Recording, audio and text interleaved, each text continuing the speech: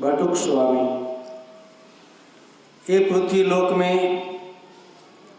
युगोगांतर से ऋषि मुनियों, ध्यानियों, ज्ञानियों, तपस्वियों आए और चले गए।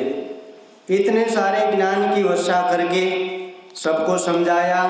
इतने सारे ज्ञान, ध्यान, योग के साहित्य लिखे तो भी इस पृथ्वी पर अंधकार ही अंधकार है, क्योंकि सत्य पाने की जिज्ञासा कम है, ज्ञान में डूबने की जिज्ञासा कम है, ध्यान में गहरा जाने की जिज्ञासा कम है। इसमें गलती हमारी है, क्योंकि माता पिता बच्चों को ज्ञान और ध्यान की शिक्षा नहीं देते। जो सत्य है उसको छुपा के रखता है। जो छोटा सा पेड़ पौधा होता है तब उसको पवन की लहरें आती तो हर तरफ झुकता है, टूटता नहीं है। इस तरह बचपन में दी गई शिक्षा ज्ञान और ध्यान की तो जब बच्चा बड़ा होता है तो परिपक्व होता है। पर ऐसे माता पिता करोड़े कोई मिलते हैं। बस अपने माता पिता बच्चों की सार संभाल इसलिए रखते हैं कि जब बच्चा पढ़ लिख कर बड़ा हो जाए और रुपया पैसा कमाए लाए तो हमारे जीवन में शांति होगी। जब अपना बेटा बड़ा हो जाता है तो रुपया पैसा देखकर अभिमान आता है और उसके बीवी बच्चे की देखभाल में अपने माता पिता को भूल जाता है। माता पिता तब जागृत होता है कि मैंने इतनी सारी मजूरी करके पढ़ाया लिखाया, अब वो मेरे पास नहीं है तो मैं क्या करूं। तब माता पिता अपनी बड़ी उम्र में अपना पाप का पछतावा करके वो पूजा पाठ यात्रा धूप दीप करते हैं। इसमें शांति नहीं मिलती तो कोई सदगुरु के पास जाते हैं, हे गुरुदेव हमको भक्ति दो, शक्ति दो, हमने बहुत सारे पाप किए हैं, इसे मुक्ति होने का रास्ता बताओ। जो जागृत सदगुरु है वो कहते हैं अब तो आप बूढ़े हो गए, अशक्तिहीन है, ध्यान नहीं कर सकते, फिर आपको उपदेश के ज्ञान की धारा कैसे बताऊं। बस ऐसी बात है। ये कलयुग में जो धर्म संप्रदाय में शिष्या है वो बड़ी उम्र वाले हैं, जीवन में कुछ पाने को नहीं आए हैं, केवल अपना जीवन पूरा करने के लिए आए हैं। बहुत सारे मनुष्य कहते हैं हम जीवन में दुखी हो गए, ये संसार असार है, इस संसार में कोई अपना नहीं है। देखो ये मनुष्य सब खेल करके आए हैं, सब कार्यक्रम करके नाटक पात्र अनुभव करके आए और कहते हैं संसार असार है। मेरे अनुभव से ये जाना है कि सब साधु सन्यासी बड़े बड़े उम्र के हैं और अपनी मनमानी सुनी सुनाई लिखी पढ़ी बातें करके जो दुर्बल व्यक्ति है उसको ऐसे वैसे समझा देते हैं, क्योंकि हजारों साल की जो लिखी हुई बातें उसको पता नहीं है, उसको अनुभव ही नहीं है, इसलिए अपना जीवन गंवा देते हैं। जो कुम्हार होता है वो मिट्टी के बर्तन बनाते हैं और जो सोनार होता है वो सोना चांदी के आभूषण बनाते हैं। जब दोनों मिलते हैं तो कुम्हार कहता है मैं बड़ा हूँ और सोनार कहता है मैं बड़ा हूँ।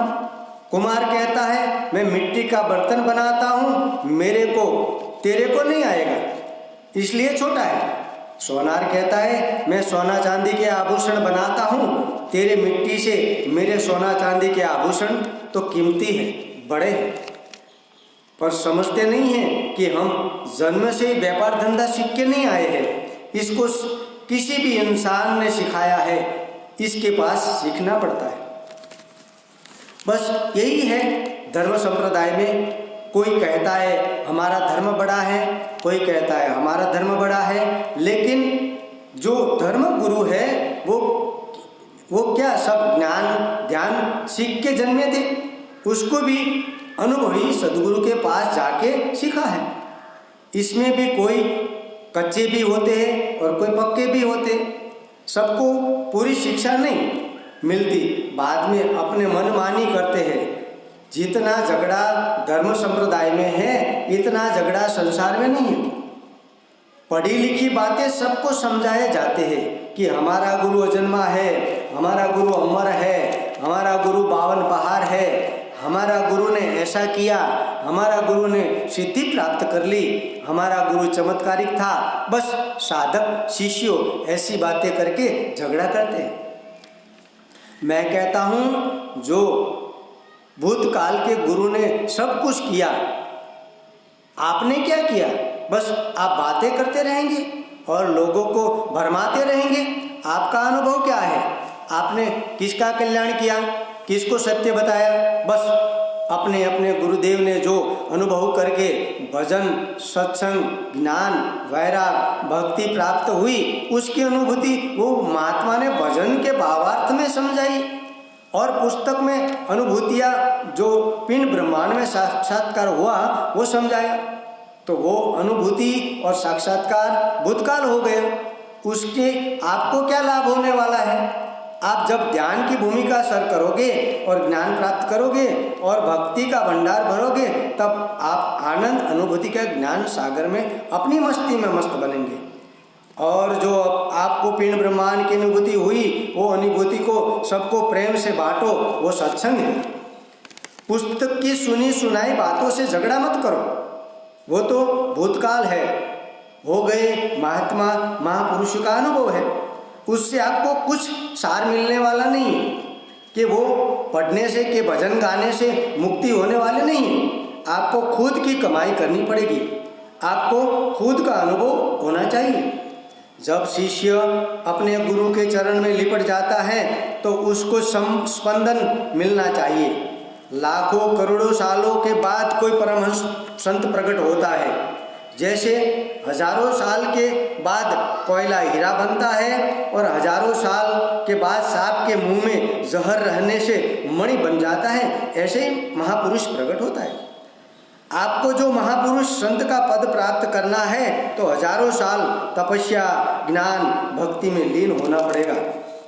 तब धीरे धीरे एक एक स्टेप ऊपर उठेंगे और अपने स्वरूप में जब मस्त हो जाओगे तब भीतर से आवाज आएगी और भीतर का खजाना देखोगे। तब पता चलेगा कि ये सब शास्त्र, 18 पुराण, 52 उपनिषद, रामायण, भागवत, महाभारत, ये सब पिंड ब्रह्मांड की रचना है। ये सब महात्मा महापुरुष ऋषि मुनियों के द्वारा ही की हुई पिंड ब्रह्मांड की अनुभूतियाँ का प्रकाश है।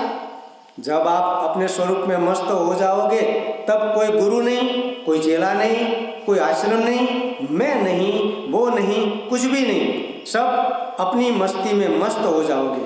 तब उन्मुनि गुफा में अपना आसन स्थिर करके जो श्वासोश्वास में अमृत रस को पी के मस्त बनोगे और जो सत्य अनुभूति पाओगे उसको सबको अपना समझ के ये रास्ता बताओ कि जो आपके पास आओ वो भी अपनी मस्ती में मस्त हो जाए।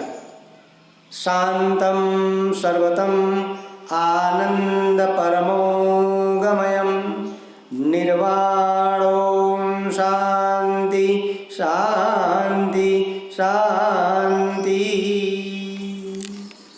सब घटवासी परमात्मा को प्रणाम। ओम